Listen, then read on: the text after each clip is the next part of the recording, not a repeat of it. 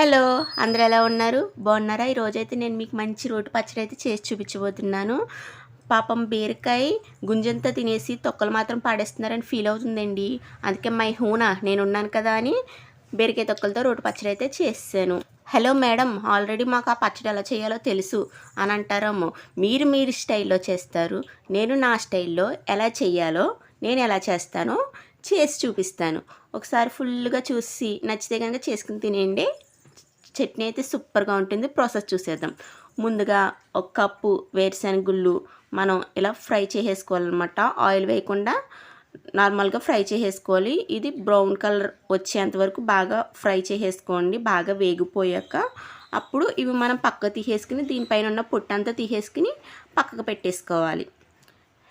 Next అదే ప్యాన్లో కొంచెం 2 స్పూన్స్ ఆయిల్ వేసి ఒక 10 ఎండుమిర్చి ఇలాగా సగానికి కట్ చేసుకుని ఇవి కూడా కలర్ చేంజ్ అయ్యేంత వరకు బాగా వేయించేసుకుని పక్కకు తీసేసుకోవాలి. ఎండుమిర్చి బాగా ఫాస్ట్గా వేగిపోతుంది. కొంచెం దగ్గరుండి చూసుకుని వేయించుకోండి. ఇది స్మెల్ వస్తుంది అనమాట, మనకి కమ్మటి స్మెల్ వస్తుంది. రాగానే పచ్చిమిర్చి వేగిపోయినట్టు ఇది కూడా తీసేసుకుని పక్కకు పెట్టేసుకోండి. అలాగే అదే ఆయిల్లో మనం బీరకాయ తొక్కలు ఉంటాయి కదా, అవి బాగా వాష్ చేసేసుకుని చిన్న చిన్న పీసెస్గా కట్ చేసేసుకుని ఇవి కూడా బాగా వేయించేసుకోవాలి. కొంచెం బ్రౌన్ కలర్ వచ్చేంత వరకు బాగా వేయించేసుకోండి. గుర్తుంచుకోండి, మనకి ఇవి తొక్కలు బాగా వేగితేనే పచ్చివాసన అనేది రాదు, లేకుంటే చట్నీ అనేది పచ్చివాసన అనేది వస్తుంది. టేస్ట్ అసలు బాగోదు.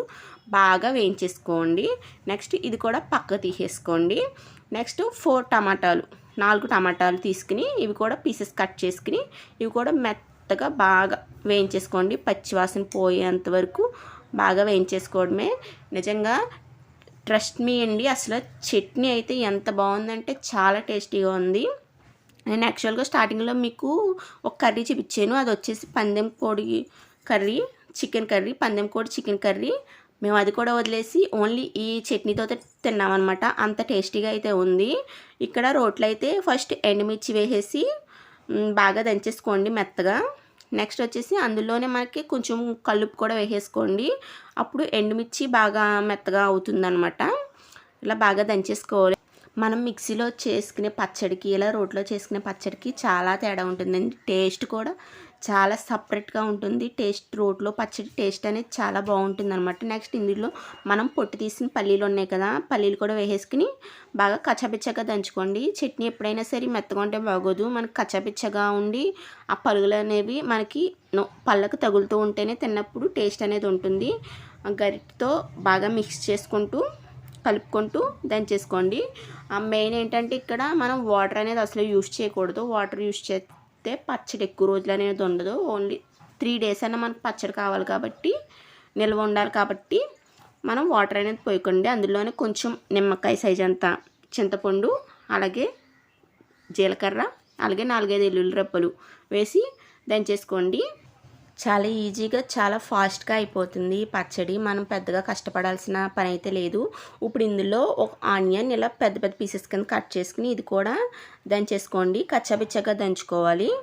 నెక్స్ట్ వచ్చేసి మనం ఇందులోనే వేయించి పెట్టుకున్న బీరకాయ తొక్కలు ఉన్నాయి కదా, అవి కూడా వేసేసుకుని కచ్చాపిచ్చగా దంచేసుకోవాలి. ఇలాగ దంచేసుకుంటే సరిపోతుంది. మెత్తగా కాదు, కచ్చాపిచ్చగా దంచుకోండి.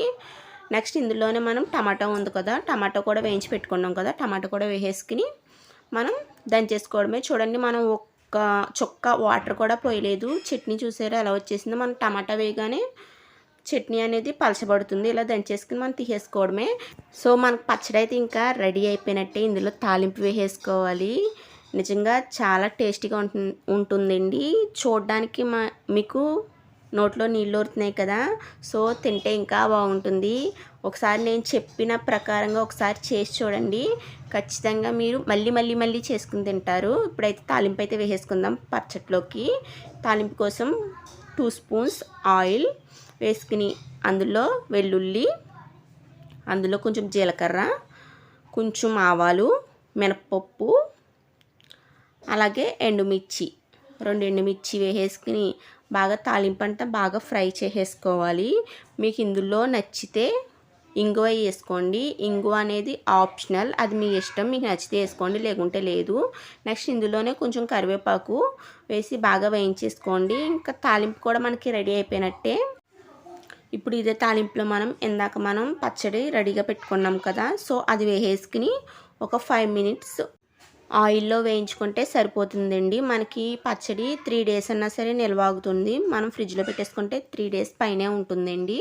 నిజంగా చాలా బాగుంటుందండి పచ్చడి అయితే. మనం వేడివేడి అన్నంలో కొంచెం నెయ్యి వేసుకుని పచ్చడి వేసుకుని తింటే ఫుల్గా తినేయచ్చండి. ఇంకా కర్రీ కూడా అవసరం లేదు. మేమైతే లాస్ట్లో ఇక్కడ రోట్లో అన్నం వేసుకుని తిన్నామన్నమాట. చాలా ఇష్టం నాకు అలాగా తినడం, రోట్లో అన్నం వేసుకుని తినడం. సో పచ్చడి అయితే నిజంగా చాలా టేస్టీగా ఉంది. ఒక్కసారి ట్రై చేసి చూడండి. ట్రై చేసి నాకు కామెంట్ చేయండి. వీడియో నచ్చితే మాత్రం లైక్ చేసి సబ్స్క్రైబ్ చేసుకోండి. Thanks for watching. See you friends.